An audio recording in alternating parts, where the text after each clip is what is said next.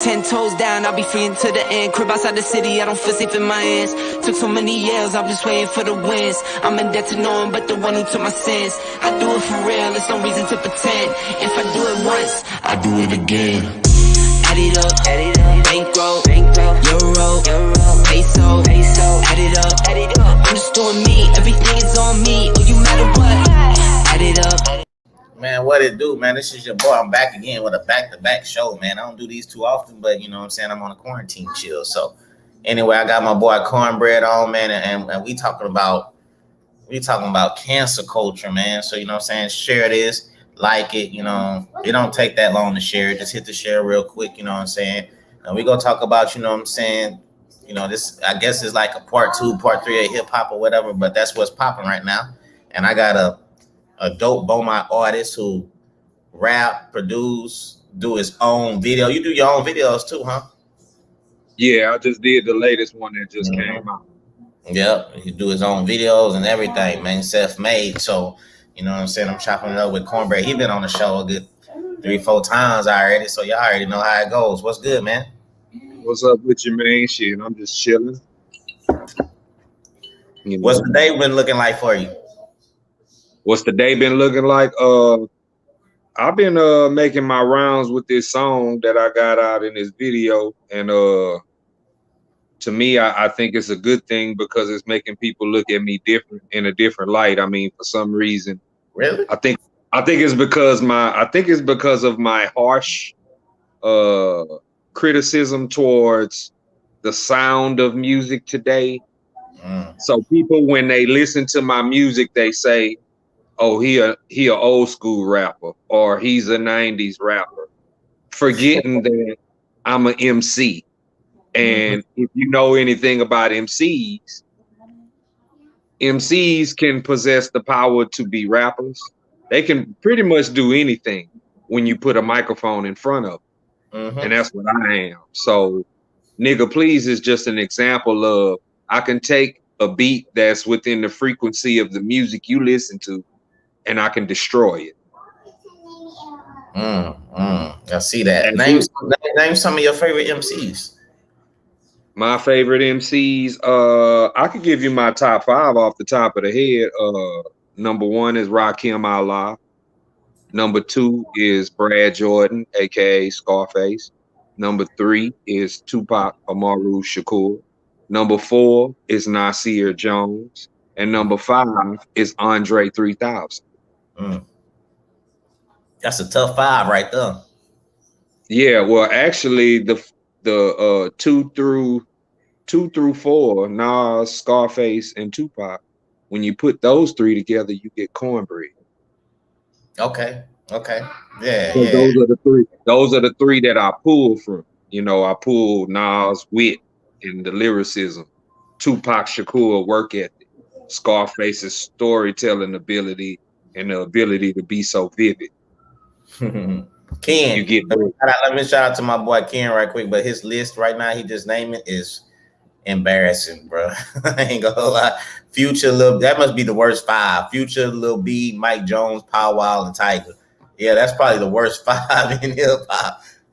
Future is not even a rapper. I don't know what Future is. I don't know what he is either, but he's not a rapper because he don't rap.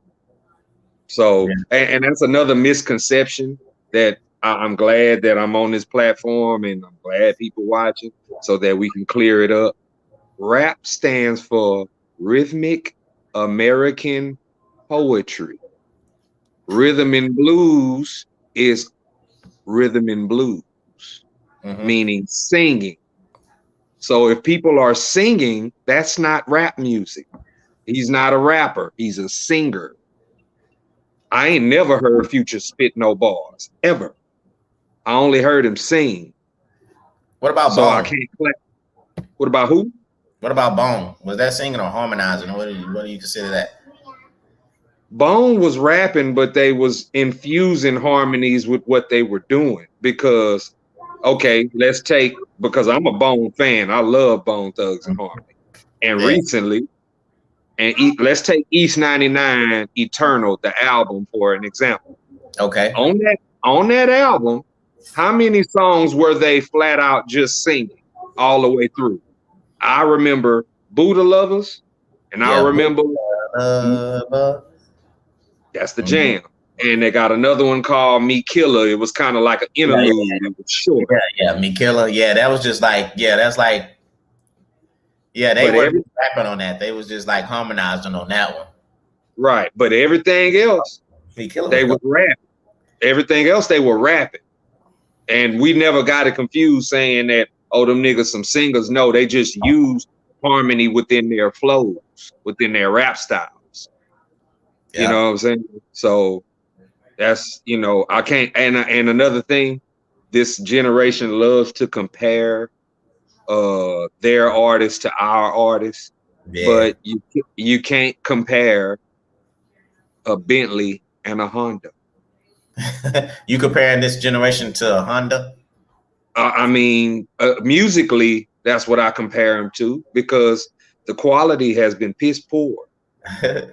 Why hasn't it been anybody of this generation that has released a classic album in the last 10 years? I ask people, I say, name one if it is. And they can't name one. And they can't name one. And the reason why they can't name one is because the artists that they listen to don't have the mental capacity to create a classic song, let alone a classic album. These dudes do more drugs than the pharmacy. I'm trying to think they had some good albums, but I'm trying to think like just a classic album, because some of my classic albums is like in the 90s, maybe early 2000s. But my generation a little older, but I'm trying to give this generation a little credit to see that who had a classic. Other than Kendrick Lamar, Good Kid, Mad City, there has been no other and I'm talking about from somebody who's come out in the last 10 years. Okay, my boy Terry say it's top 5: Pimp C, Scarface, Rakim, Tupac, and Ice Cube. Yeah, I rock with that list. He know what real music is. I like that list. Yeah, that's big bro Terry, man. You know what I'm saying? So I think Cube is very underrated, though, man. I think a lot of people need to give Cube his flowers, man. They be thinking about the movies now, but I mean, Cube, man, he was writing all NWA stuff. You know what I'm saying? Ice Cube was the first West Coast rapper to receive 5 mics with his first solo album. What was that? Source Award, 5 mics? I mean, the Source magazine. Back when the Source magazine was big. Mm-hmm. This, of course, was in the 90s. When he released his first album, he got 5 mics. And he's the only, and that's a shame, because West Coast had more classics than America's Most Wanted. But the truth of the matter is, he did receive 5 mics. And not only that, Ice Cube is a phenomenal writer and a rapper himself. I mean, No Vaseline. No Vaseline, he killed him. No Vaseline, Ice Cube is he deserves to be on a lot of people's top. He's in my top 10. He's just not in my top 5. He's in my top 10 for sure. Yeah. Speaking of like the verses, you know what I'm saying? You had the Jadakiss. You had the Locks versus Dipset. A lot of people now they trying to give Jada credit, but a lot of people don't realize, Jadakiss was really rapping some of Sheek Luke and Styles P verses. He was just so lit. He was just rapping their part too, and they was just keeping the camera on him. But I was like, he was rapping. I'm like, damn, that's Styles P verse. But a lot of people didn't realize that, because Jadakiss was just so animated and he was so lit up that night. He was just rapping his homies' verses and shit like that. But you know what I'm saying? I think a lot of people now realize Jadakiss is Jadakiss. You know what I'm saying? I've been rocking Jadakiss since what was that song? Knock Yourself Out. You know what I'm saying? I used to jam that with Jamie Foxx in the video and everything. Well, I'm gonna say this. I love Versus the other night. It was the best one I ever watched. It's the best one I ever watched. I ain't gonna lie. Not to cut you off, but Rosalind said her 5 is Pac, J, M, Wayne, and Pimp C. Rosalind, she be heavy on the music. I give her credit. She be heavy on the music. That's a cool list. I mean, out of the 5, I only don't listen to one. So that's cool. You know what I'm saying? And no problem. Okay. Hey, what's up, Amy? A Jeter. Amy. How are you? A Jeter. That's my classmate, Amy. How you doing? Yeah. The verses was good. What I wanted to say was the bigger point that came out of verses is 2 points really. The first one I'm gonna talk about what you was talking about. It's a lot of people that don't know what hip hop is, and you could tell by Jada just now getting his flowers for verses when he's been killing shit for the last 20 years. Exactly, bro. Since like 2099 or something like that. Right. So it's a lot of people that don't know what hip hop is. And I keep trying to explain to people, hip hop is not about the cars, the jewelry, the clothes. It is about skill. And that's what you saw at Versus. You saw skill versus swag. And swag only looks good, but it ain't as good as skill. Yeah, skill they didn't even come out with the swag. They came out lazy. I thought Dipset came out very lazy. You know, Dipset had records that they didn't even perform. I said, man, why didn't they do this song? Why didn't they do this song? Why didn't they do this song? Mm-hmm. I don't know. I keep seeing the comments. One guy said that a certain artist is not top 50. And I have to agree with that because that artist is the most insignificant person in hip hop history. Okay, shout out to my girl Mary. She got a Lil Wayne, Kendrick Lamar, Ghostface, Nas, Rakim, Eminem, and Big. I rock with everybody except for the first person she named. I like Lil Wayne before his hair turned gold. But can't nobody name a classic album that he made. Because when you make a list of great rappers, like my rap, okay, the top 3 that I have, Pac, Scarface, Nas, all 3 of those artists have classic albums under their belt. I like Nas' new album too. His new album jam. I love his new album. His new album is the shit. Start out hard with that Pressure song. That's hard, man. The one I love is the one with Lauryn Hill, and that's the one ain't nobody talking about. Hey, you know what? I was driving yesterday, and you know what I'm saying, I was like focused on the road and thinking, and then his song with Lauryn Hill popped up, and the female that was rapping in my head, I say, okay. I thought it was I forgot her name. I thought it was another chick. Yeah, you thought it was Rhapsody? I thought that was her, and then when I got that too. I heard said Lauryn Hill at the end. I said, hold on, that was Lauryn Hill? I say, hold on, I gotta go back and replay that, man. Cause I said, I don't know who she is. I think that's Rhapsody, but she wrecking. And then I heard him say Lauryn Hill. I said, oh shit, let me go play that back again. Lauryn Hill was trying. Lauryn Hill had some on her chest though, when you listen to the lyrics.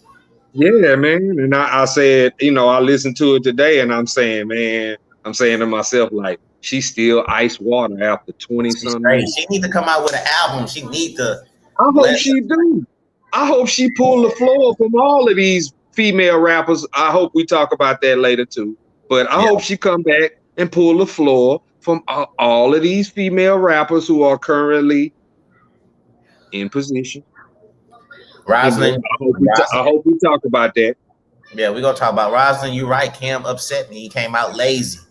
He should have came out with the pink fur and played I Really Mean It and just started off just like that because Dipset came just with they was ready for war. So who made they playlist?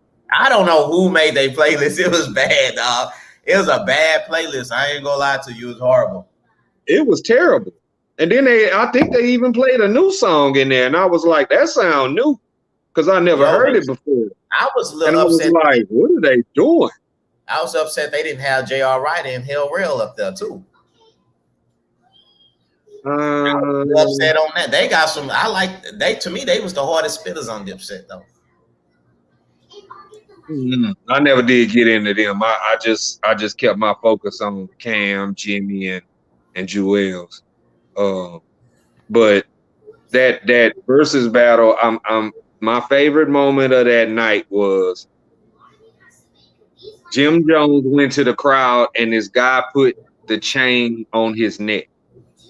And when that happened, I heard one of the locks say, "Yo, that's mad corny," or something like that.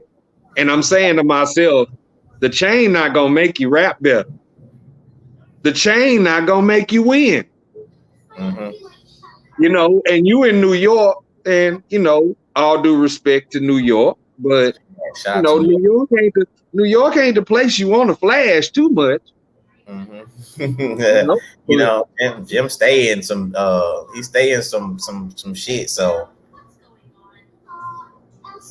okay, my boy, he put on that chain, and I thought that was just like a master in theatrics right there. Like, let me put on this chain, but it didn't matter at the end of the day because skills prevailed at the end of the day.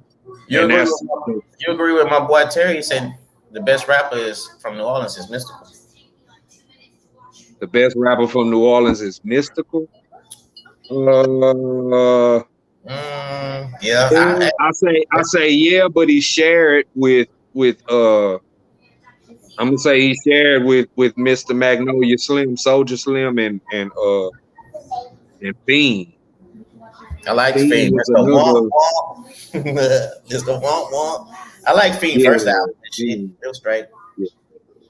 I like the Fiend, man. Fiend was straight though. Fiend was something else. Yeah. Hey, Rosa, you right. Jewels and Wayne, they did have I Can't Feel My Face. Yeah, that was a nice mixtape. I ain't gonna lie. I'm gonna keep real. I thought that was a great mixtape though. You know what I'm saying? I'm gonna listen to Noise Pollution. Lauryn Hill and Alicia Keys is Mary's favorite. Okay. All right. Hey, you know what? A lot of people don't know. I think State Property would have been a better matchup. State Property? I don't think they all get along. Because you always see them separate. I don't know if they do. I know they're going on tour. They going on tour with Dipset and the Locks. I don't know. I don't know who all from State Prop going on that tour with them, but they going on. It's all three of them though. That's not a bad little show to go to. Like, I mean, I wish they would come here. Actually, they're going to Austin, Houston, and Dallas. Ooh. So you know they're gonna might be able to go to that, catch that Houston one. You know what I'm saying? What about Amy? Say what about Juvie? I just posted. I still jam 400 degrees. So. I just posted a lyric on my page. You know what I'm saying? Until then, we gonna be thugging behind the project building. That's off that Juvie, man. That's my joint right there. That's like one of my favorite songs off of that. That album there was. I'm bumping that now. That's one of my top 5 albums. My top 5 right there. It definitely is on that list of best albums ever made. You know what I'm saying? I definitely give it. Came out what 98, 99? It came out at the end of 98. I remember buying it. This was before it really just blew. Before it blew up real big. Before they put the Back the Thing Up on there. Yeah, well, Back That Thing Up was already on there. It just wasn't the single yet. Yeah, it wasn't a single yet. That's what I mean. Yeah. Once they promoted that single, it was like bam, it was over. You know, so you can still jam Back That Thing Up. As a rap. Shit, that song right there should make him money till he die if he got the rights to it. If he got the publishing to it. That's a great question. Yeah, if he got the publishing to it, that song should forever make him. That song is forever getting. That song should always get played in the club, man. For real though. I know it do. If that flow drop, play Back That Thing Up, I bet people hit that flow. Yeah, I mean that's how it was when it first came out. It was like it was like a reaction thing when it came out. You know, it was like almost you had to damn near get out the way because you knew all the females was gonna run to the dance floor when that song came on, and that's what happened every time it came on. So yeah, Roslyn, the first artist from Cash Money I heard was BG when he had the album cover with the bullets raining down with the blue bandana. I was like, who's my boy? You talking about Chopper City? Yeah, Chopper City. My boy Ernest Foster put me on to that.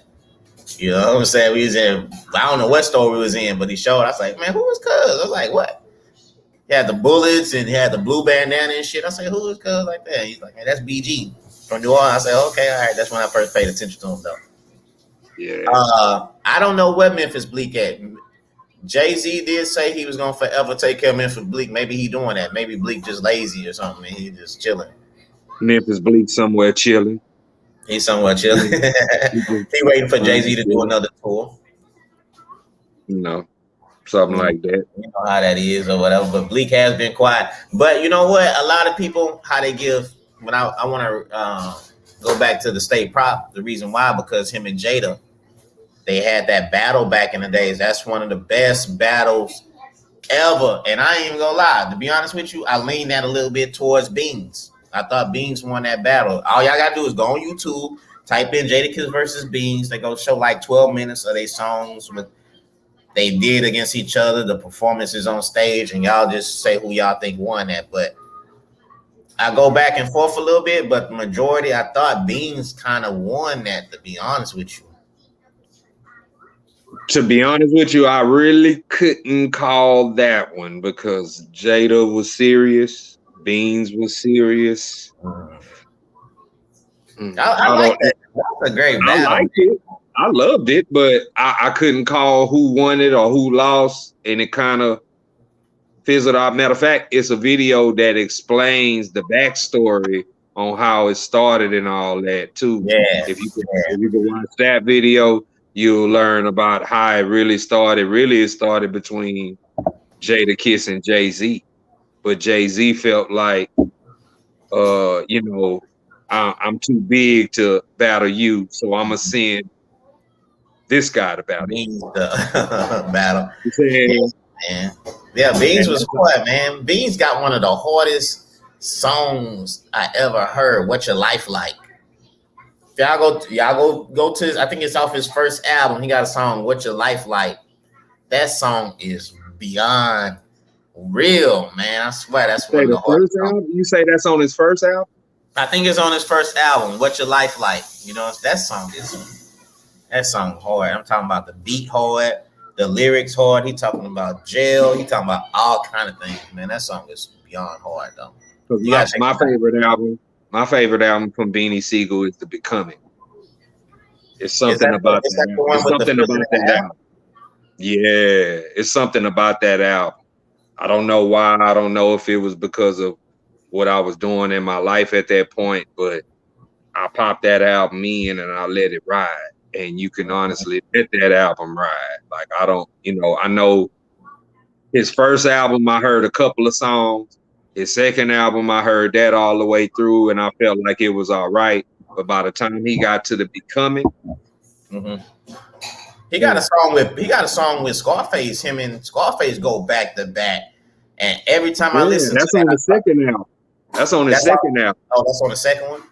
Yeah, that's every time I listen to that song, I try to think who had the hardest verses on that, and I think it's a draw on that. I ain't even gonna lie, because they both was going hard, man.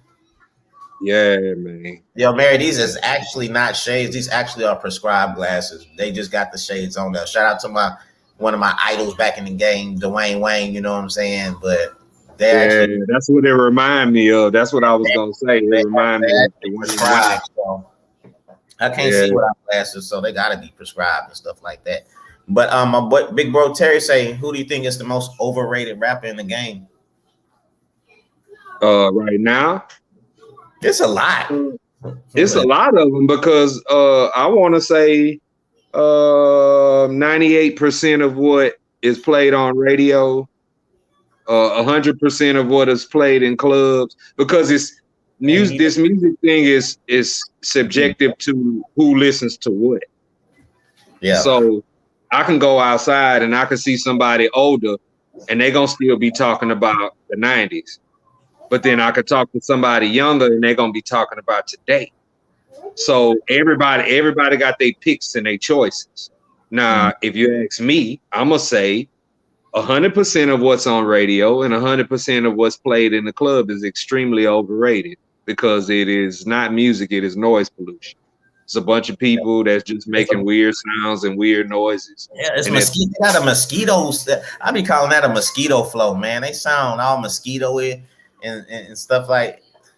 And the dudes sounding softer than the girls, and they singing and they soft and they emotional and they all in feelings. And I'm listening to it like, what is this? Like, this is not even, it's a shame to call it rap. It's disrespect to call it R&B because they're not really singing. So it just turns out to be noise pollution. And then at the end of the day, when you sift through the lyrics and you understand what these people are saying, they are saying basically, this is the agendas going on in rap music right now. Let's just go on and put it out there.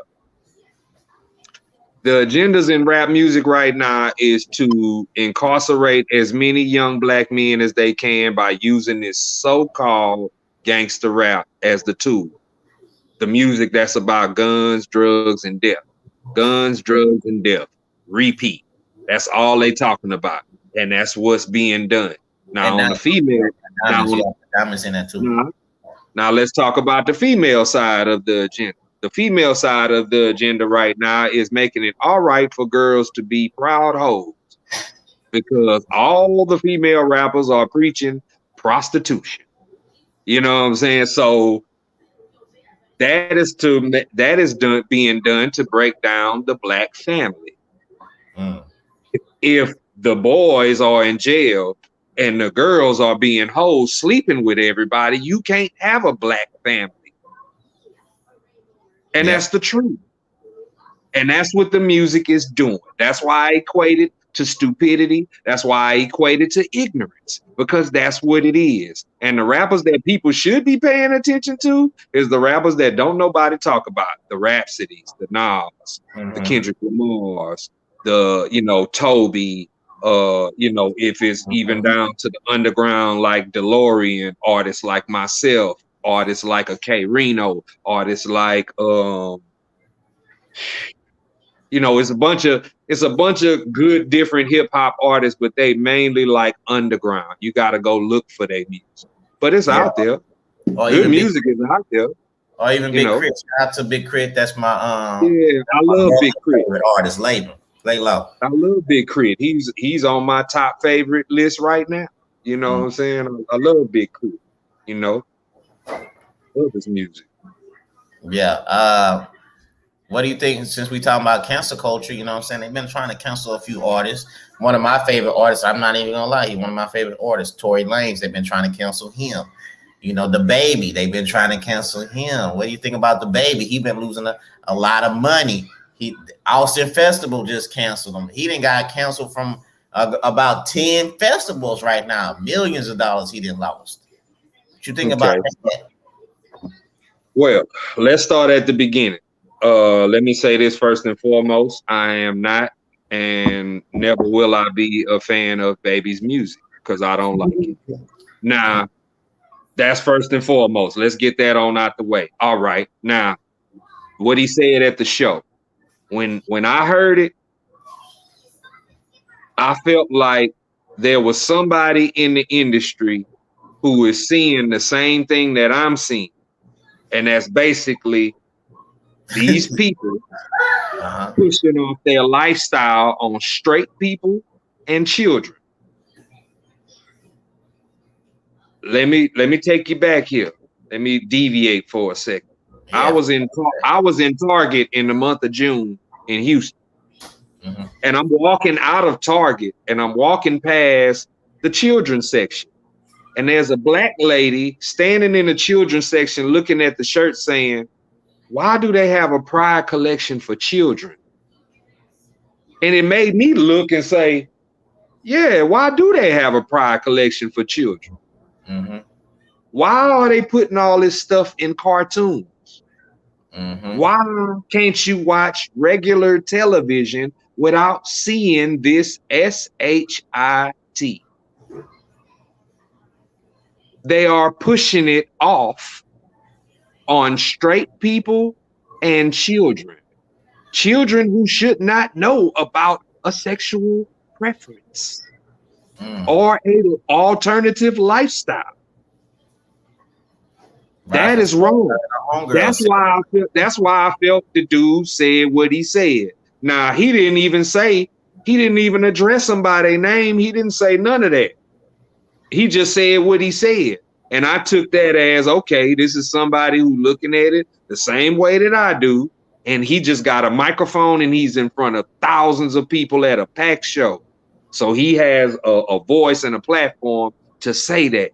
You know what I'm saying? But I've been saying this for years, and I'm going to say it again. Hip hop is not gay, and gay will never be hip hop. Let that be known. Let that be known. Hip hop is not gay. I don't care what society is trying to do. I don't care what these alphabet people are trying to do. Hip hop is not gay. End of story. Now, as far as what he said, he's in that system with those people. And I've heard people say, you know, I even heard a young man say last night, I wouldn't have said that. I would have just kept my mouth shut. I felt like that's part of the problem with rappers.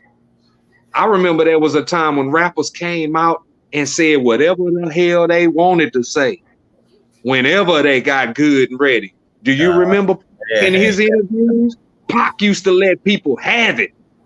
Pimp C was letting people have it. Like, nobody stands up anymore. You know how much fruity shit been going on in hip hop for the last 20 years and niggas ain't said a word about it? Remember when Birdman kissed Lil Wayne and niggas looked the other way and said, oh, that's his daddy, and they not biologically related.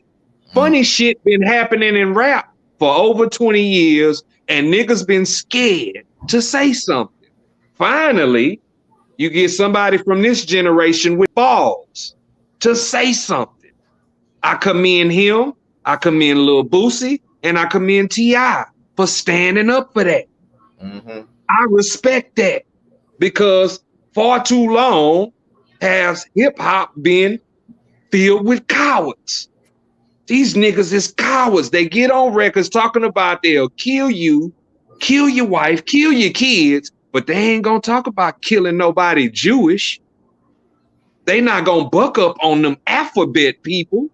They not gonna kill them laws that's been killing black people, but they gonna kill a nigga. Them niggas is cowards, man. Excuse my language, but them dudes is cowards. So for the courage it takes to come out and say that at a time like this, I respect those brothers, even though I don't listen to their music. Yeah, and I don't think they gonna be able to cancel the baby. I think this just a little trend right now. I think next year or probably the end of this year, whatever, he'll be back doing concerts and everything. I think he'll have an album out by the end of the year. Yeah, and people gonna so they tried to cancel Tory Lanez and stuff, you know what I'm saying, with the Megan situation. He didn't put out about 3-4 albums. That I don't even know if he going to trial. I don't even know what that's going on with that. I want to say this about cancel culture. This whole situation, cancel culture has a reason why there's no more freedom of speech too. They have a part to play in all this. See, cancel culture represents the change from how it used to be to how it is now. And if you notice, all the people that support or are part of this cancel culture are the same people that say, don't judge me. How does that work?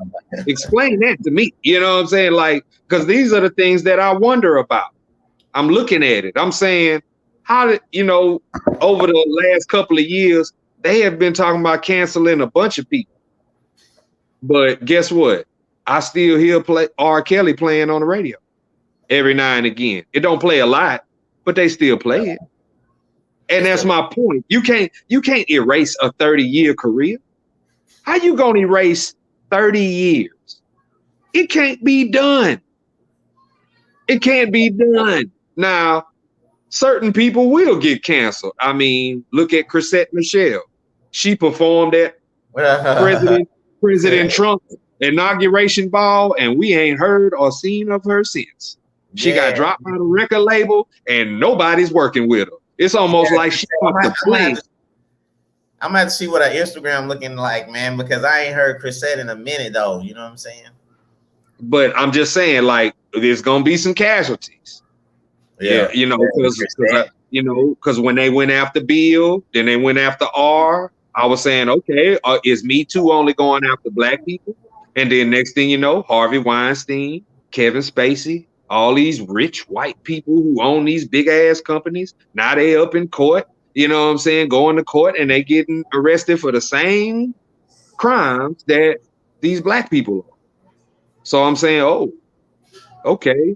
You know, this is another way to look at, because that's a part of cancel culture too. Mm-hmm. And let's talk about another cancel culture that might make women upset. But let's talk about it. Yeah, tap in. There's a guy that's on YouTube called Kevin Samuels. I didn't know who the brother was.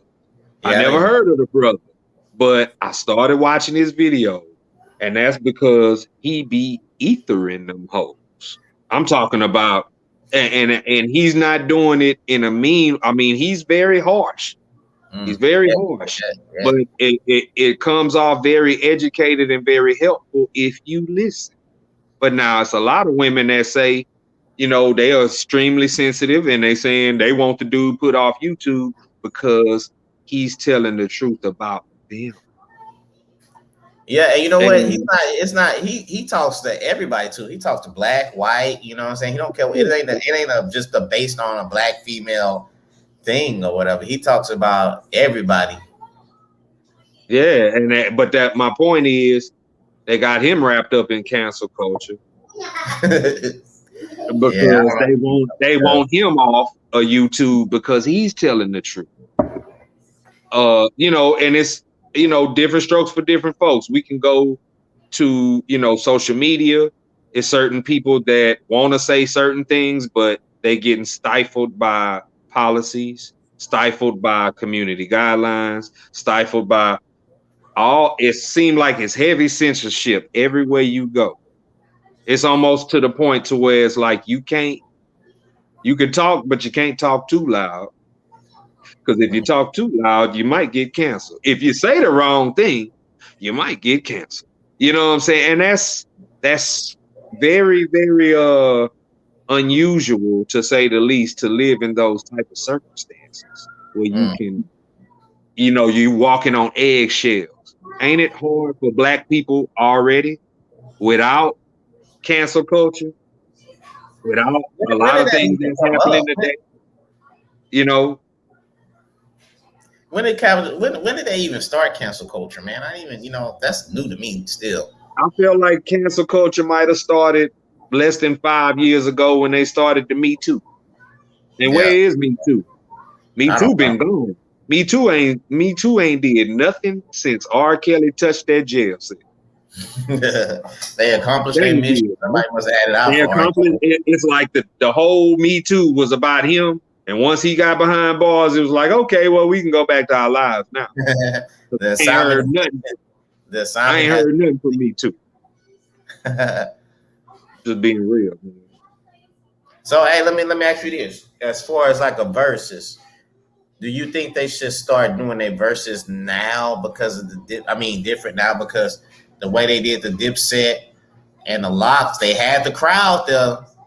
They did have the crowd. You think they need to have, I know, you know, COVID and stuff like that. You think they need to start having that crowd and have the artists perform their songs and stuff? Because I think they had like a Keisha Cole and Ashanti, and I think they was just sitting down letting the songs play or something or whatever. And I didn't really watch that one, but.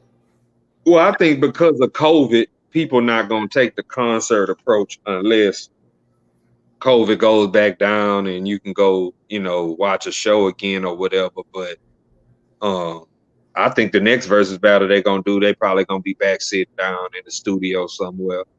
And I thought the way they did the as far as them changing the format of this last versus up, because both of those groups are from New York, and they did it in Madison Square Garden.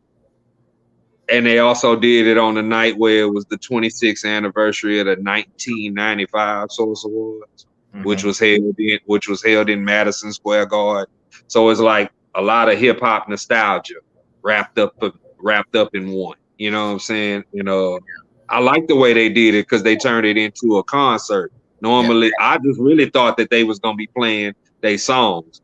When I seen the stage, I was like, "Damn, is this a concert?" But then I said, "Oh, they going on tour.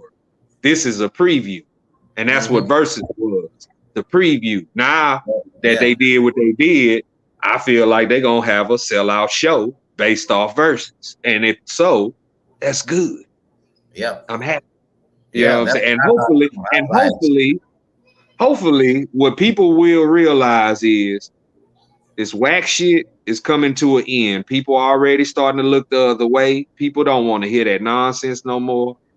Let's get back to some real rap. Yeah, I had to block with. That's why I don't. Not singing. Let's get back to some real rap. Man. I had to block that comment. That's why I don't like going on YouTube, like doing my lives on YouTube. You be having some weird people and stuff like that. I had to block whoever that was. They was on some racist stuff just now.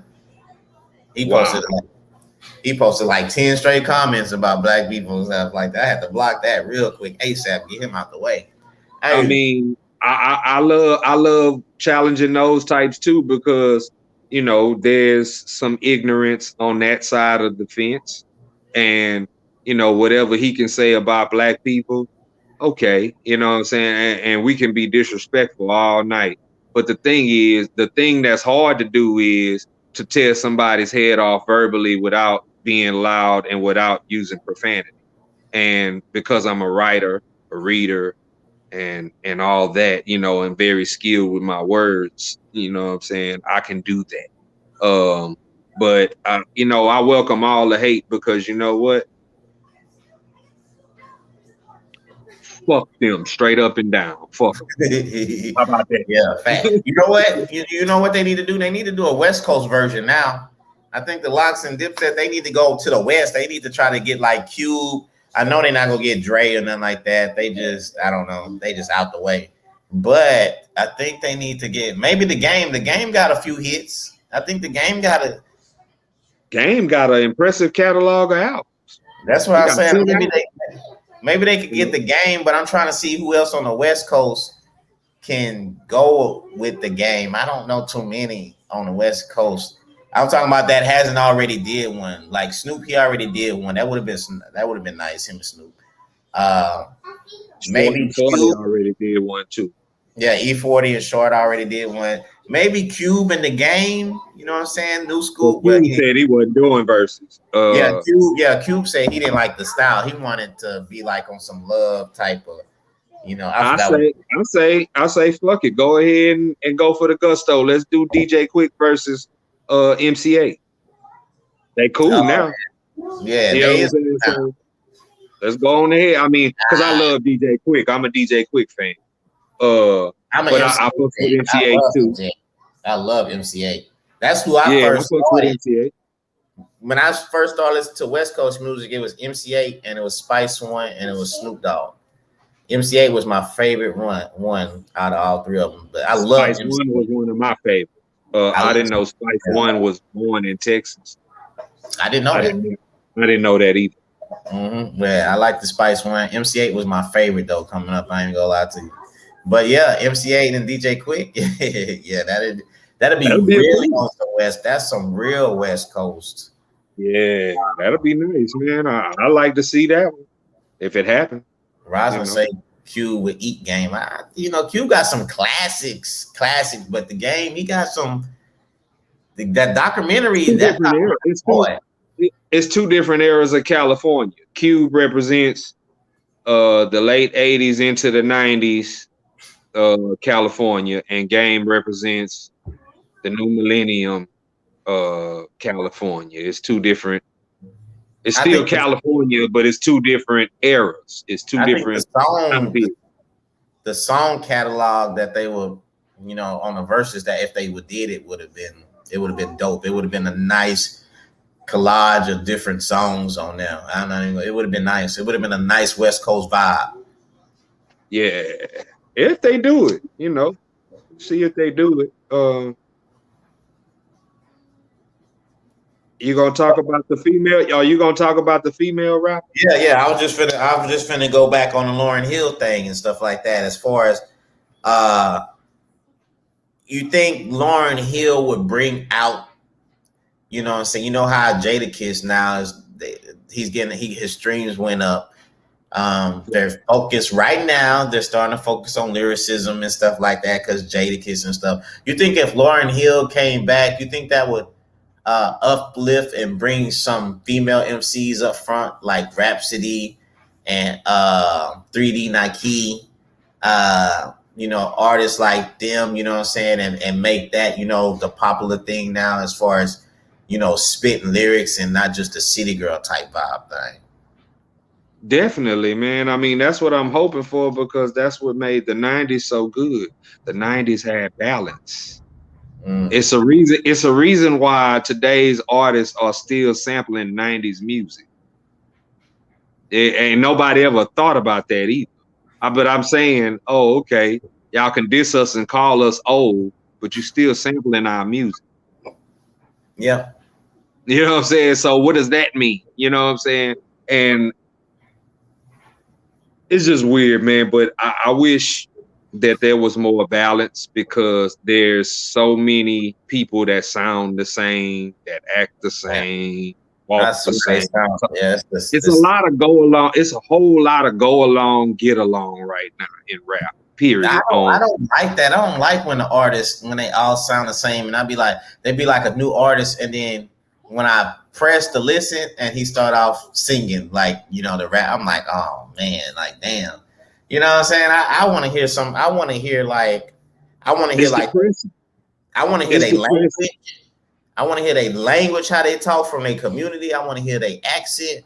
I don't want to hear them sounding like another artist. Be like, yeah, he sounds just like such and such. I don't want to hear that. I want to hear where you from. I don't want a Boma artist to sound like he's from fucking Atlanta or something like that. You know what I'm saying? I'll be telling these niggas that. I tell these niggas that all the time. I was like, this is Beaumont, Texas. This is not Atlanta, Georgia. We have our own style and we have our own sound. It's time to embrace that. But you can't tell nobody nothing. You can't, especially rapper, because a rapper in Beaumont got an ego and he ain't sold a record yet. That's true. And that's the biggest problem. I don't understand how artists out here can have an ego and haven't done nothing. Because I don't have an ego. I've never had an ego. I don't fall in that category. I don't move like that. But it's just ridiculous to me how many people sound the same. But I'm hoping that with Versus, with King's Disease too, that rap music moves back towards having lyrics and not just having style, because the style is easy to mimic. But if you're not putting no substance between that style, it's bullshit. That's why I think, not to cut you off, that's why I think it's important for like Kendrick Lamar to come back. I even like J-Rock from TDE because J-Rock has his own California West Coast style. It's West Coast. It's who they are. It's not them trying to sound and sing and sound like a mosquito. You know what I'm saying? They have their own style, man. And I like artists that have their own sound. You know what I'm saying? I like Big Tony. He from Houston. I like the fact that he from Houston. And I just, you know what I'm saying? I like artists who, you know what I'm saying, that's who they are. They don't try to sound like they're from another city and try to get that radio play. They stay true to who they are. That's what I like too. I mean, but it's not. I like Dom Kennedy. I like Dom Kennedy too. it's not too many artists that have that identity, their own identity, and that's the problem. So hopefully rap can get back to having its own identity. Definitely if Lauren comes back with an album, I feel like that would revolutionize the female side of rap right now, because what they doing right now is self-defeating. And the reason why it's self-defeating is because I have yet to see a female, and I don't know if there is a female out there that's like this. I would, you know what I'm saying? But I don't know a female that's studying for a bachelor's and a master's who comes home after a long day of studying in classes who says, let me put on Megan Thee Stallion so I can relax. And my point of saying that is to say that the women that I see listening to Megan, they not in school, they not doing nothing good with their life. And 9 times out of 10, they live in the lyrics that Megan is talking about. So they can relate to it. Let's multiply that by the cities and states in this world. How many little girls are on social media and listening to this music every day? This is a program. That's why I say what you listen to is very important, because it's not far from who you are and what you believe. People are only going to listen to things that they can relate to. Yep. That's the truth. You know what I'm saying? So if you got music that's telling girls, oh, it's all right to be a hoe, you got award shows that say, oh yeah, you can sizzle a girl on TV and it's all right. It's cool. You're a hoe, you're a thought, but it's okay. And if you get networks and corporations and people backing it, it's making people feel like, oh, well, this must be right because it's being mass marketed, but not realizing that he who controls the image controls so much more, because they control that image. They putting that image out there. They making that image stay out there. And so they controlling what's going on. Oh yeah, I'm gonna fill you up with this. I'm gonna make you feel like you're a proud prostitute, and you can go out in the streets and you can sleep whatever you want, sleep with whoever you want, whenever you want, and you're justified. You can be a thought. You can shake your ass at a stoplight. It doesn't matter. You can wear bonnets all day. It doesn't matter. And that's what's going on. That's what's going on with female rap right now. And that's why I say that shit is bad. That shit is fucked up. That shit is detrimental. And fellas out there, if you single, stay away from females that listen to noise pollution. It'll benefit your life greatly. Stay away from them. I know it's enticing. I know that ass look good, but stay away from them, because they are not good to themselves or nobody around. And that's the truth. My favorite artist is 3D Nike. She from New Orleans. I like her bars. She make her own videos and everything. And she can flow. Y'all need to check out 3D. I might be saying it wrong. Nike. I don't know. 3D Nike. But she from New Orleans. She's straight. That's my favorite. I heard of her, and she's good, but I keep wondering, why is she not bigger than what she is? And that's maybe because her content is not like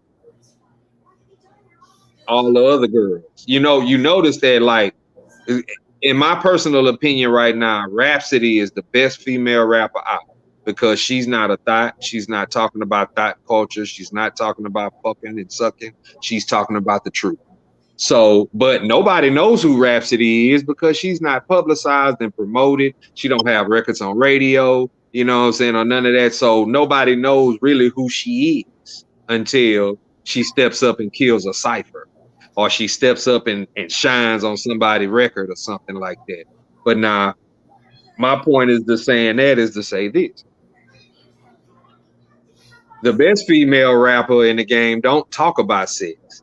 And then you got thousands of others. All their content is the same. All their videos look the same. Their image is the same thing.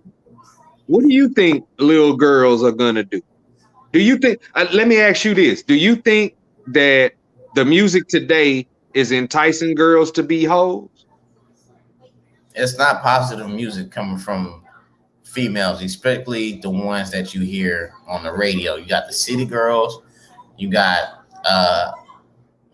Megan Thee Stallion, and you have whatchamacallit, that's married to the Migos thing. What's her name? That's married to Cardi the B? fucking Cardi B. Cardi B. Cardi B. You got those. Now it's a couple of other ones too. I'm surprised you ain't named them, but all of them got the same content, right? And all of them is putting this stuff in little girls' head.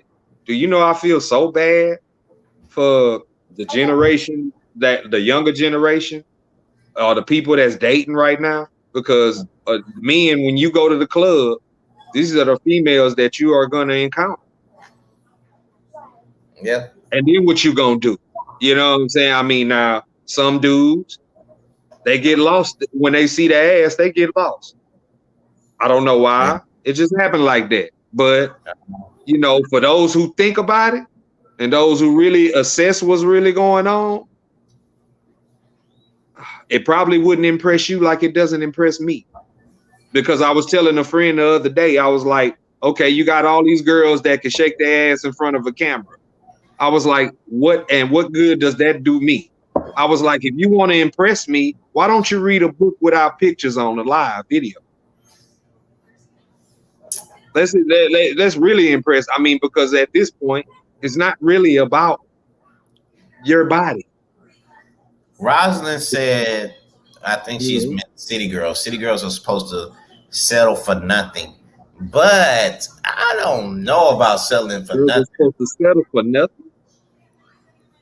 I don't think I'm saying settle for nothing. I don't get that settle for nothing. What I'm saying is the music that females is listening to is setting them up for nothing, because any man, a little boy gonna want to play and gonna want to fuck and screw all day, but a grown man ain't marrying no thought. That's my point. That's what I'm saying. What I get from the city girl. No, go ahead. You know, this city girl mentality, this Megan mentality, this Cardi B mentality. Hey, real men not signing up for that. That's what I'm saying. Real men are not signing up for the ratchetness. It's not a good look. I think the city girls, what they're doing, like if a man has a nice job, have a house, you know what I'm saying? Nice, little whip or whatever.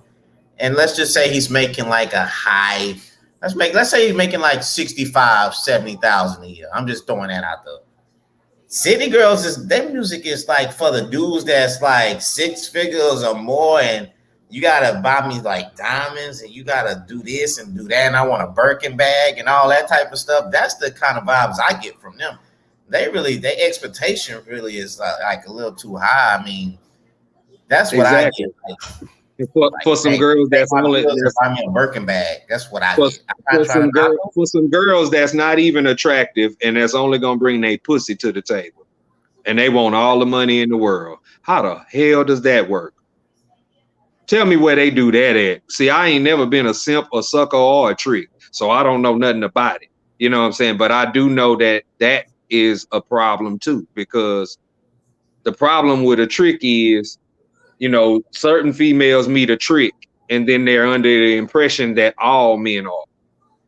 Yeah, they approach all men on that note until they get that door or that wall put up to them, because every nigga not no sucker, every nigga not no simp or no trick.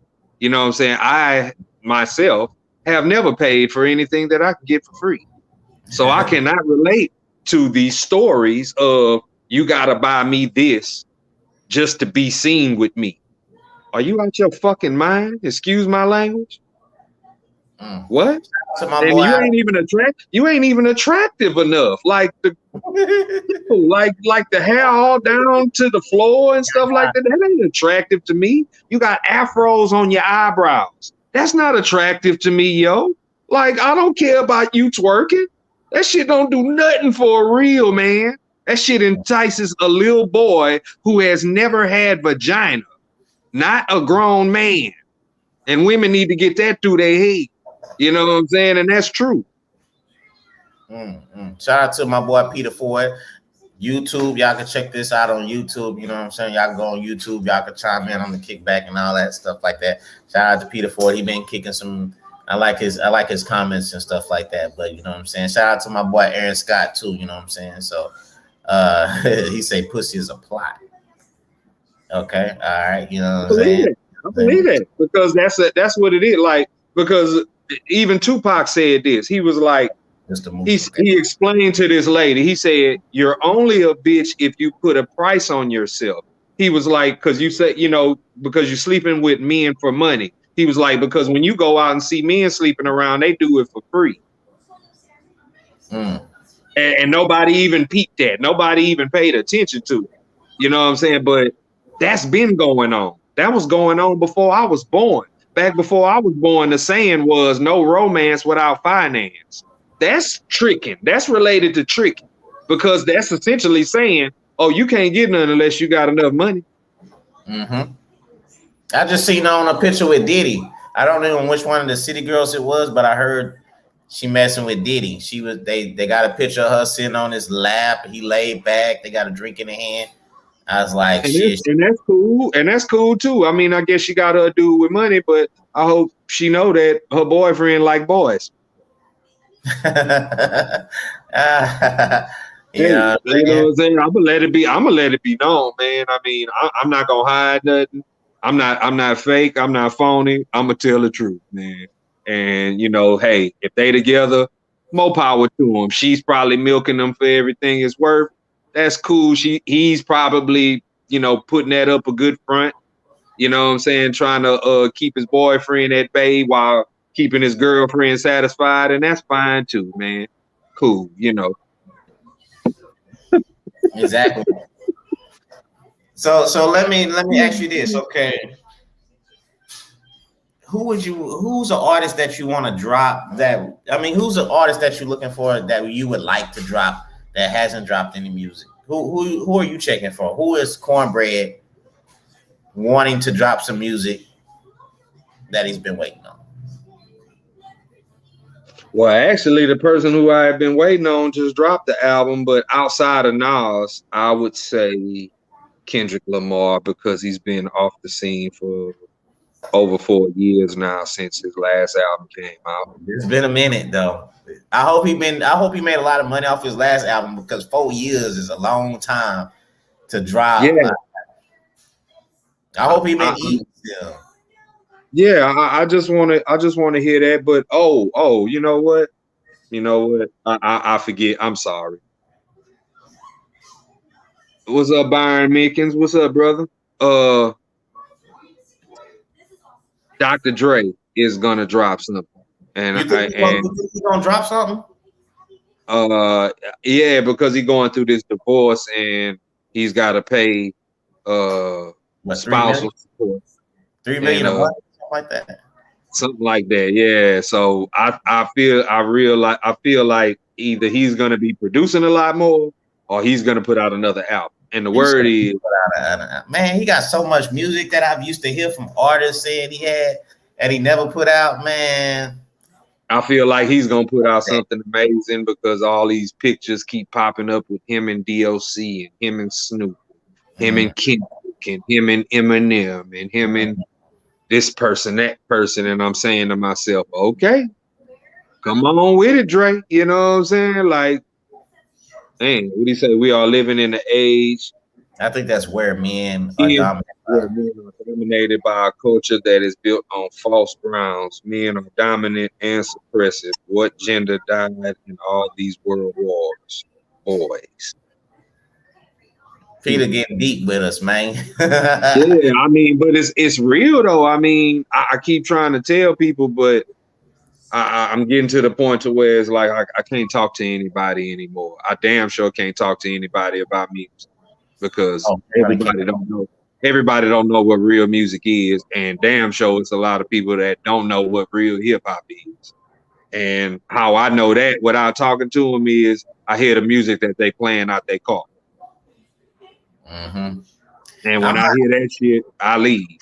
So I'm not gonna lie, Kendrick Lamar is one of the artists that I'm definitely waiting on. I'm not even gonna lie, I'm waiting on Nipsey to drop a post album. I know his brother and stuff working that, but Nipsey, he dropped his album in 2018, and in 2019, when he died, that's when people started, I guess, listening to it and stuff like that. But he used to say, that was a shame because I had been listening to Nipsey as early as 2008, 9, but now I'm a hip hop head, so I'm gonna listen to a little bit of everybody anyway. Yeah, but when he put out Victory Lap was a great album. The year it came out, it should have won the Grammy and everything. But now, but he died on March 31st, 2019, and the next day, Victory Lap was the highest selling rap album of 2019. And I said, and all of a sudden, everybody became Nipsey Hussle fans. You seen Nipsey Hussle on everybody's page. Everybody's sharing this picture. I was like, but before the man died, nobody knew who he was. I was like, this is weird. I was like, what kind of shit is? I was like, this shit is going backwards now. Everything, if you notice, everything is backwards. They give smartphones to dumb people. Everything is backwards. We got a TV that's smarter than the human being who owns the house. How is that possible? Yeah. It's all kinds of wrongs. Every time I walk out the door, I see something that just don't go together. If it's a slab coming down the street and the slab playing mumble rap, my heart is hurt. I feel like DJ Screw is turning over in his grave because slabs and mumble rap don't go together. Nah, they don't. I'm just saying. I'm just being truthful. Yeah, it doesn't go together. You know what I'm saying? Like you see a girl, just for instance, you see a girl. She looks attractive, but she with a dude that look like a weirdo. It just don't make no sense to me. You know what I'm saying? The dude ain't got, the dude's jeans tighter than the girls. The dude got more female mannerisms than the dude do. Yeah, I'm just saying, like, it's a whole bunch of shit in the world and in the streets that don't go together. Who? The Judgment Day soundtrack. What movie was that? Judgment Day? Damn, I remember that. It's an old movie from the 90s, but the soundtrack was a mixture of rock and roll artists and rap artists. It was like, what's that movie about? Judgment Day. I'm trying to remember because he might make me look it up tonight because that's what I do. I watch all old 90s stuff. So I'll fuck around and look that up and I'll tell you about it. I forgot it though. I'm gonna have to check that out. That's on the tip of my tongue, man. Judgment Day. Damn. I'll tell you what I watched the other night, man, and almost shed a tear. Crush Groove. Oh, Crush Groove. I like it. It was so many. Oh man, there's so many people in Crush Groove. Crush Groove, boy, that boys was moving on there too, man. That's one of my favorite movies, but the reason why I almost shed a tear is because there's so many people that was in that movie that's no longer here. You know what I'm saying? And watching it is like, that takes me back to my childhood. People don't know that this hip hop thing is deep with me because I started off as a breakdancer. Then I became a DJ. Then I became a rapper. So it was a 1, 2, 3 step. Breakdancing, DJ, rapping. And that's how my life went. You know what I'm saying? So movies like Crush Groove, Beat Street, Breaking 2, all these movies I'm watching as a kid. Matter of fact, I went to go see Breaking at the theaters and had a breakdance battle in the movie theater with another little kid. Mm-hmm. That's how hip hop I am. You know what I'm saying? So when I see this culture being used as a tool to feminize black men and to downgrade our greatest resource, which is the black woman, yes, that makes me feel upset. And then it makes me feel real upset that people are taking the bait that they setting out for. They're not smart enough to see it. A lot of people are blind. A lot of people are in the dark. They don't know nothing about nothing. They don't read. They don't educate themselves. They got smartphones, but they don't use them. They got Google at their fingertips. They have YouTube at their fingertips to do research, and they won't research shit. Yeah, I see what he's talking about with Judgment Day. I had to look it up. It got Ice-T in there. Oh, yeah? Yep, Ice-T and Mario Van Peebles, so Mute Pooples or whatever his name is, he in there. Oh, okay. I'm gonna check that out tonight. I have to check it out. I'm trying to find the soundtrack and see what it's talking about. But you know what I'm saying? Yeah, if Pimp was in the game, they would have tried to cancel Pimp C. Well, that's what happened to Pimp C. Yeah, facts though. That's what happened to him. I mean, unfortunately, I hate to say it like that, but you know, okay. That's another thing too. It's like we can go back in history and look at all the Black men of importance, whether it was, we can go back to Martin Luther King and Malcolm X, and then we could come up to the rappers who stood up for something. Tupac had a voice, stood up for something. What happened? He got killed. Pimp C stood up to the industry, talked down on this one and that one. He probably would have really made the alphabet community mad today. But, you know, back in 2007, something foul happened. And everybody was left in shock, and I was in shock. But you add it up and you say all these people of importance coming up missing. I think the smart people are learning who to, point the fingers at for this, you know what I'm saying? But what does it mean for anybody trying to stand up and be a leader? You know what I'm saying? Like the next person that want to be a leader is gonna think twice about it.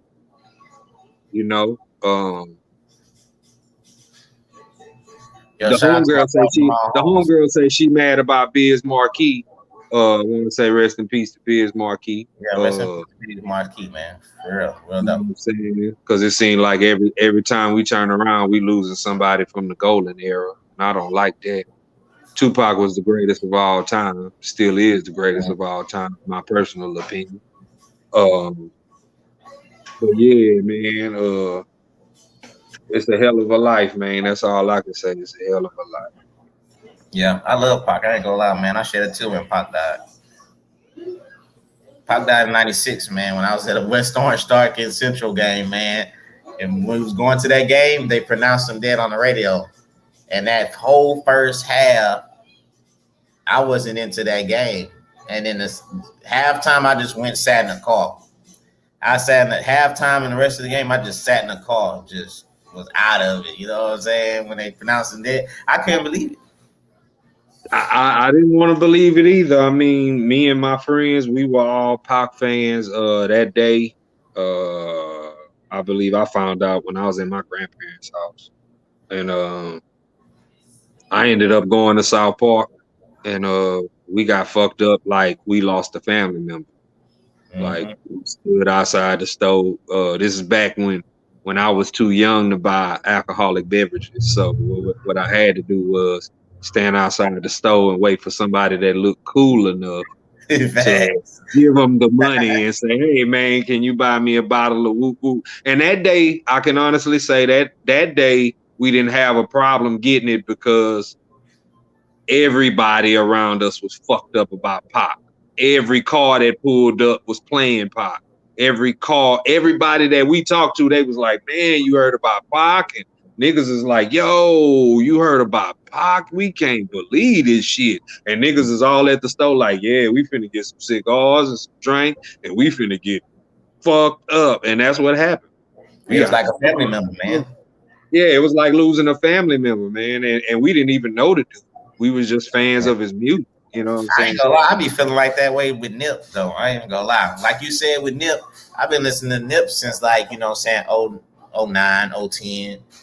And I'm gonna say this: it was a hurtful situation when that happened. I mean, I never forget being told that, and I really saw some stuff I didn't want to see, to be honest with you. Yeah, That's the thing. I just like how he was transitioning though, from like gang banging to like, you know what I'm saying, business, stocks, investment, owning your own masters, and you know what I'm saying, just the motivation, the motivation in the music to get you somewhere, you know, the business aspect. And I just like what he was, you know what I'm saying. I like what his intentions was from back in the beginning. I like that too. Yeah, I like that too, because he was definitely ahead of the curve more so than anybody else in his, generation. Yeah, he's the first one that was talking about crypto to me, like about 3-4 years ago. He was very ahead of the curve. He was very a forward thinker, ahead of the curve, business smart, very man, he had a whole man. After he passed is when I learned about. I still haven't got that book yet, but I'm about to. Did you get that book? The book that they did about him, The Marathon Continued? Nah, I ain't do it. I ain't get it. Yeah, I got to get that book. I didn't get it yet because I'm collecting. I got a bad book collection in here too, man. You know what I'm saying? I've been lately. I've been on this. Oh, okay. I see that. My boy Terry, I love that. Terry might get that book, man. Yeah. Oh man, if anybody who's a UGK fan, you need to get that book because it's the complete and total story, and it's probably gonna shock the shit out of it. I'm not gonna talk about it, but I'm gonna just say anybody that want to read about that book, it's at Barnes and Noble. Please go get that. You know what I'm saying? Please read that, especially if you're a UGK fan. You're gonna want that. You know what I'm saying? So I know a few UGK fans too. You know what I'm saying? Like some diehards. I might have to turn them on to that too. What's the name of the book? What's the name of that book? The name of this book is Pimp C Trill Life Story, and it's written by Julia Beverly. And that's the front of it. You know what I'm saying? And it's big. It's kind of thick too. So they got Sweet James Jones on the front. Yeah. It's a bunch of pictures in there too. And they got pictures from every era. Like when Pimp was in school, before the fame. Then they got pictures of him, of course, after he signed with Jive, and all the pictures that they took when he got out. Matter of fact, while we talking about UGK, today, 14 years ago, this album came out. Oh, really? Damn, 14 years? 14 years and still classic. You know what I'm saying? So, yeah, I remember that, man. And I'm gonna be honest. When that album came out, I had the bootleg before it dropped. And back then, you would get the bootleg before the album hit the store. So what I did was I had the bootleg. I listened to it. I said, this album good enough to go buy. So when it came out, I went and bought it. Now, most people back then, when they would get the bootleg, they'd be like, I already got it. I just don't have the cover. I went and bought that because I felt like it was good enough to buy. You know what I'm saying? That's one thing I used to do too. If I like that artist, I was going to buy that CD. I wasn't getting no bootleg or nothing like that, man. If I liked you as an artist, I'm going to get your album. You know what I'm saying? I didn't buy too many bootlegs. If I like the artist, I'm going to buy the album because I wanted to support him. So I never believed in that bootleg type shit. Well, I was living in Houston, and the reason why I got it is because I was the bootleg man at that time when that album came out. I was selling movies and I was selling music. So I would get everything. I would get everybody's album before it hit the store. So I'm listening to everybody's shit like, okay. And that's how I would do. If your shit was good enough, I go to the store and I buy it. Because I went and bought Anthony Hamilton. I felt like his first album was good enough to go buy. You know what I'm saying? I went and bought Diary of Alicia Keys because I felt like her album was good enough to buy. You know what I'm saying? And it's a couple of other ones that came out. The Game, when Game came out with the documentary. Yeah, the first one. Hard. Yeah. I had to go buy that shit. I was like, I That don't know game, who this dude is, but I I'm gotta about to go let you buy it. know. And it was the best album that G Unit had a part of, as far as I'm concerned. So Yeah, that's the best GU album that came out was the documentary. Other than 50 Cent stuff, the game, yeah, no doubt about it. yeah, Lloyd Banks had, I forgot his first album he did with G Unit. It was straight, but it wasn't nowhere near close to the documentary. nah, what the documentary had that Dre shit all up on it, Yeah, man. Dre was in the videos and everything and shit. Yeah, Dre was on them beats too. You know what I'm saying? And then but he had some other people on there. Ever heard of Ramstein? Who is Ramstein? I don't know. I ain't never heard of him though. Be an author. Gotta be an author. Sound like Yeah. an author. Yeah, Tori, we talked about the Locks and Dipset, man. When we first came on, we talked about the Locks and Dipset, man. That was the best verses they had so far. Yeah, that was the best one, man. I might watch it again, though. I might have to watch it again. And stuff like that. But I love that. before we get out of here, man, let's talk about what you got going on, though. What you got going on? Well, I just dropped Nigga Please. It's doing very good. It's on all platforms. Videos. Yeah, I checked it out. I tapped in on that. After that, I got a compilation coming out called a compilation. One Love.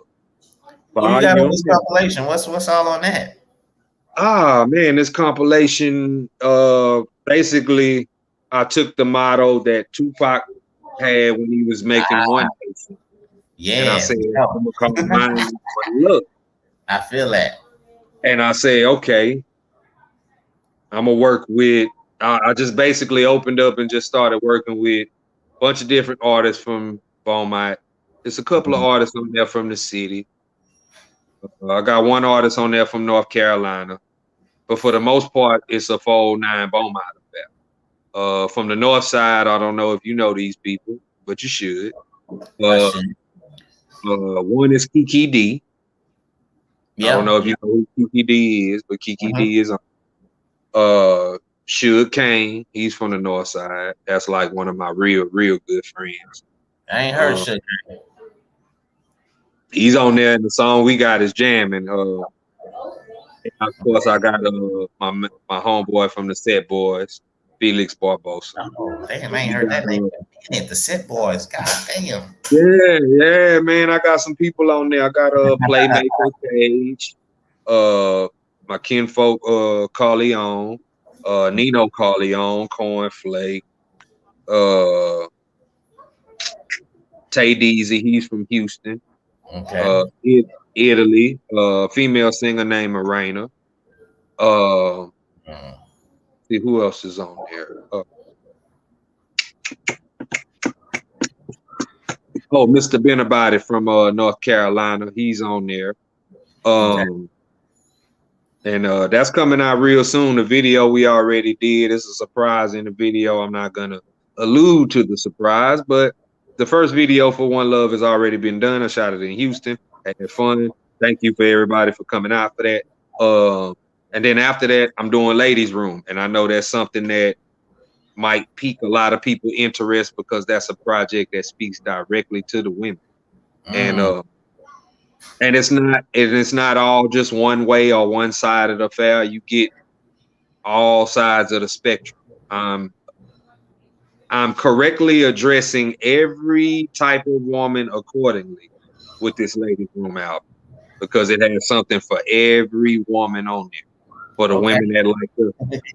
Yeah, I'm gonna have to check that out for sure, man. You got but it's a grown up affair, you know what I'm saying? So, and I think the fellas would like it too because you're married, you'll be able to put that on with your wife. And I for sure, I know there's one record on there that people call a swing out record. I've never made a swing out record in my life, but they say that they can swing out to this record. So I'm saying, oh wow. I'm like, that put me in a whole nother mindset. I'm like, well, man, if that happened, then that's great. But see those type of records, and then you mix that up with the love stuff, and you mix that up with the adult stuff. And hey, man, ladies' room is gonna be one hell of an experience when it comes out, man. You know what I'm saying? So y'all stay tuned. The radio show starts back in January. Flames Radio will be every Friday. Yeah, I want to be on that radio show too. I Yeah, like that. I'm trying. I gotta get you on there because I done been on here too many times for you not to be I like on that mine. show. I like the way you incorporate the music and everything. I like the vibe on it and shit like that. You know what I'm saying? I like your perspective on it. I like, damn, I don't know who you had on there. I think you had fuck who you had on there. My boy from Louisiana. Oh, you talking about Terry, Swamp Boy Terry. Yeah, Swamp Boy. Yeah, Swamp Boy on there, man. I was like, damn, man. I say this is dope as fuck. You know what I'm saying? So yeah, I like what you got. I try to have a little bit of everybody on there, and I'm definitely gonna get back to that. And then the podcast, Flames TV, where I interview artists and play their music videos, kind of something like Yo MTV Raps used to be. Yeah, and right there. You know what I'm saying? I want to do one with one of the guys you interviewed last night, Lil Deezy. He just got to come in and sit down. We film it and put that shit out. You know what I'm saying? But definitely want to do one. And I wrote a book. I wrote a book called The Days of Way Back. Yeah, I want to see what this book about, man. I want to see this book. Well, I'm not gonna give up too much. I'm gonna say, book out yet? Is out yet? No, it's not out yet. It's about my life from 15 years old to 20. It starts in the summer of 1995 and it ends in the summer of 2000. And it is a hell of a ride because it's a whole lot of stuff that happened in them last 5 years of the 90s. You know what I'm saying? And it's a hell of a story, but it's, it's told from my perspective and my friends' perspective, my friends who I grew up with. And it's also in dedication of my brother, Flames Wordsmith, rest in peace. Right. And as far as, and also Chris Henry, rest in peace, because he's a part of that story too. You know what I'm saying? And it's a lot of memories with a lot of people that are no longer here that's in that book too. So, from school, because that start off with the school thing, and it's a whole lot of stuff in there. Music, how I came to be the artist that I am, and it's a lot of good things about that book. Yeah, hey Peter Ford, we gonna send you like the link as far as like he say curious about the book and stuff like that. Hey Cornbread, where they can find you at on Facebook or whatever? How can he keep in touch as far as like when you drop that book and stuff or anything you got going on? I'm on Facebook. My real name, unfortunately, is on there. Damian Lawrence. I hate that they do that shit, but because I had my name Cornbread, but they changed it on purpose. Yeah, they do that. I'm Damian Lawrence on Facebook, Instagram at Cornbread Capone, Twitter at KingBread14. And I'm debating about TikTok. TikTok done pissed me off for the day, man. I'm debating about not even getting back on there. They didn't freedom. That's why I say freedom of speech is not free no more. Because it's like you can't say nothing. You can't even say certain regular words because certain people now are offended by it. Yeah. Do you know that they tried to say that Destiny's Child Cater to You is a slave song? I heard that. They are you fucking serious? But then you take Pepe Le Pew off of cartoons because you say he's a rapist. You crazy. See how backwards shit is? You take a cartoon that's been on cartoons for 50 years. You remove the character because you say he's forcing himself on people. And it's a fucking cartoon. Who is it hurting? Yeah. Hey, Peter Ford, after the show, I'ma just me or me or Cornbread will just hit you up and under the comments and we'll just tag you to certain pages and stuff like that. Because Peter Ford, I'm gonna add him. I'm gonna add him when we get off. Yeah, he'll just add you. Peter Ford, he commented from the Netherlands. I think homie from the Netherlands. Okay. That's cool. Shout out to the Netherlands, man. Peter Ford put up, you know what I'm saying? Let Hey, your boy know out there. if you can, tell me the sound exchange, the name for the sound exchange in the Netherlands, so that I could register my music out there, because people don't know this, and this might be artist 101. I might be giving up too much information, but here you go. Hey, artists out there who want to make money, you need to register yourself in all these other countries. You know what I'm saying? And that's real. And learn about publishing. You know what I'm saying? Learn about publishing so you can know what you're getting, and you can know that people not fucking over you because you got your own publishing. Publishing is very important, very necessary. You know what I'm saying? Yeah. Peter Ford, we gonna hit you after the show, man. You know what I'm saying? Appreciate you commenting, tapping in all the way from the Netherlands and stuff like that. You know what I'm saying? I know y'all soccer team didn't do too good in the Euros and stuff like that, but you know what I'm saying? Y'all It was straight. in the Olympics, huh? It was in the Olympics, huh? I forgot about that. I mean, forget all about that shit, man. The NBA season, you know the NBA season didn't go how I wanted to go, so that kind of disappointed me from sports altogether. Yeah, but hey, Cornbread, you know what I'm saying? I'm finna wrap it up. I appreciate you always coming in on the show, tapping in, giving your perspective, your opinions and stuff like that. Whether people like it or not, you can stay 100. Yeah, man, I appreciate you having me, man. Anytime you ready to do it again, we got to do it again.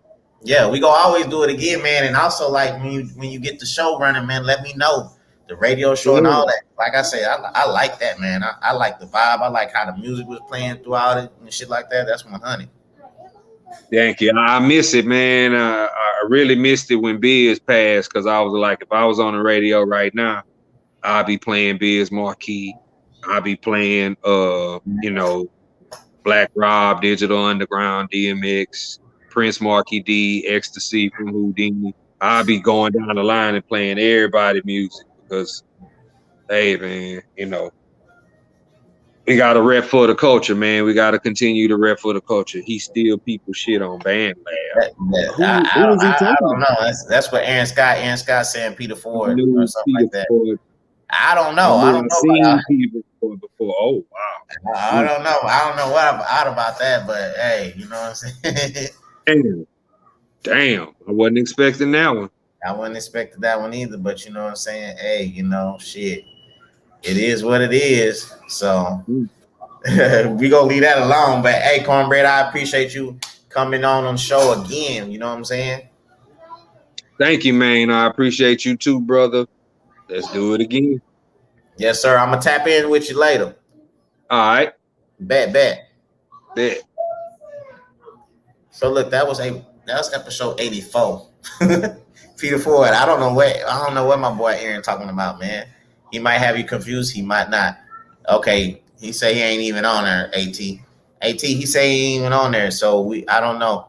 But like I said, Peter Ford, I appreciate you chiming in. Hey, Rose, I appreciate you chiming in. This was an unexpected show. You know what I'm saying? We chapped in on some music and all kinds of perspectives and everything and stuff like that. But like I said, next Friday, this coming Friday, we got a mental health show. We're going to get real serious. We're going to talk about the mental health aspect, you know what I'm saying, and who you can contact, how your insurance can be involved and pay for it for itself and all kind of stuff. So, hey, I don't know about that, I don't know about that, AT. So I don't know, you know what I'm saying? That's y'all or whatever. But, you know what I'm saying? Like I said, I appreciate y'all chiming on the show. This is a great show. Shout out to my boy Cornbread. You know what I'm saying? Check out his music on YouTube. Y'all tap into that and stuff like that. Y'all stream his shit. You know what I'm saying? He does his own beats. He does his own videos. You know what I'm saying? 100. He's always welcome on the show. I love his opinions on things and stuff like that. But I'm finna get out of here, man, and enjoy the rest of this Saturday. And you know what I'm saying, and kick it with the fam and stuff like that. But I appreciate y'all, and y'all be safe out there, man. You know what I'm saying? Y'all share this, man. Y'all check me out on YouTube, Spotify, Apple Podcasts, iHeartRadio, Anchor, man, whatever. I'm everywhere. You know what I'm saying? But anyway, I holla at y'all, man. Y'all be safe. Hey, Peter Ford, shout out to the Netherlands too, tapping in one time, man. We international right now. I holla.